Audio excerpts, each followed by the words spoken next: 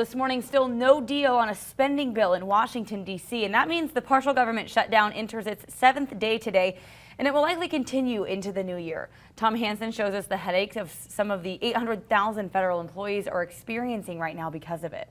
December the 31st. The Senate and the House both gavelled in and out in just minutes yesterday. It's adjourned until 10 a.m. on Monday. Democratic Congressman Jim McGovern tried and failed to introduce a measure in the Republican-led House to reopen the government. I was hoping the Republicans were hearing what I was hearing back home from my constituents during the Christmas holiday, which is, you guys got to get back to Washington and reopen the government. The partial government shutdown is now in its 7th day and is expected to continue into next week.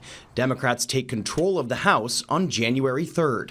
Compromise doesn't seem to be a word that the Democrats are willing to engage in at this point. Democrats have refused to give President Trump $5 billion for a border wall. This isn't about the wall, the president wrote on Twitter. This is only about the Dems not letting Donald Trump and the Republicans have a win. The most difficult part of this is the not knowing.